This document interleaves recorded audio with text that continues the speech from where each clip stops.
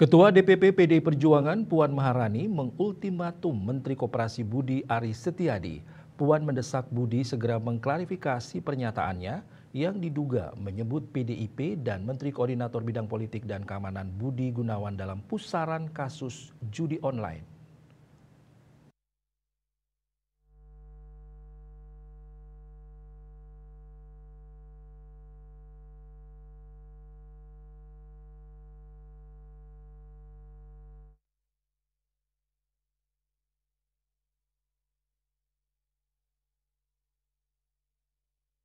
Ultimatum Menteri Koperasi Budi Aris Setiadi.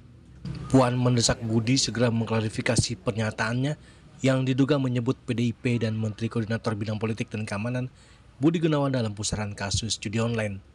Puan juga tak masalah apabila kader PDIP menempuh jalur hukum dengan melaporkan Budi Aris Setiadi ke polisi. Hal tersebut dilakukan untuk mencegah fitnah. Ketua DPR RI itu kembali menegaskan Budi Aris tak dilengkapi dengan bukti yang kuat. Menurutnya ada imbas dan pihak yang tersakiti. Kalau untuk kader yang melaporkan hari ini sudah ada Polda, Mbak?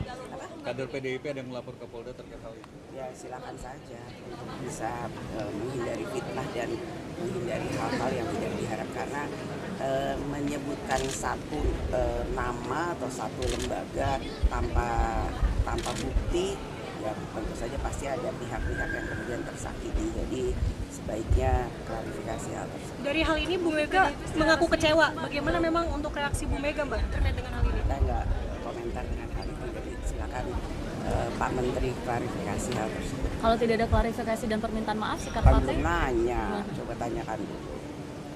Kemarin saya sudah ketemu Pak Budi Aris. Kemarin Tanyakan. sempat ketemu di acara Dekopin, apakah beliau... Puan kembali mendesak agar Budi Aris segera mengklarifikasi ucapan miringnya tersebut. Dirinya tak mau berasumsi bahwa PDIP dikambing hitamkan oleh Budi Aris. Dari Jakarta, Jili Suharto dan Ketut Sumadiase melaporkan.